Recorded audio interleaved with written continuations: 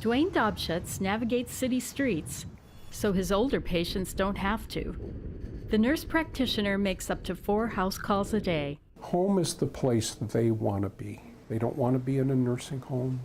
They don't even want to be in a good nursing home. They want to be where they're in control. Okay, now sit forward for me. Okay, big breath.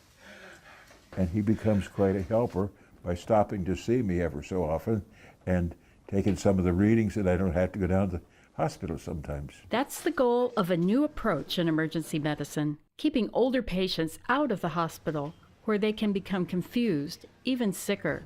We worry about functional decline. There's an adage that a day in the hospital requires about a week of recovery. That's just from the hospitalization, not necessarily the illness that brought them there. Hospitals also have to worry about falls for patients who become disoriented in their new surroundings.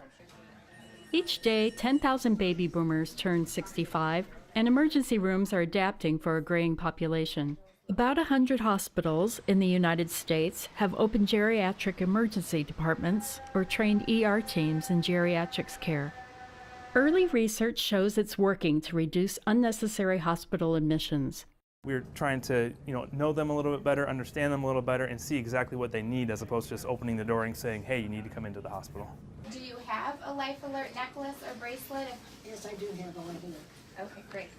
At Northwestern, they're called Jedi nurses for Geriatric Emergency Department Innovations.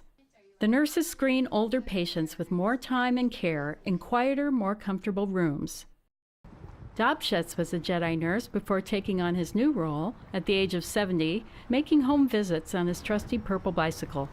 I moved from being the oldest nurse in the emergency department to a youngster comparison to the 90-year-olds.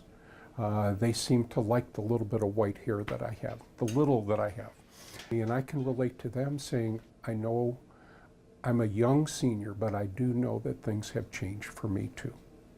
A chance to connect with patients away from the frenetic pace of the ER. Carla Johnson, Associated Press.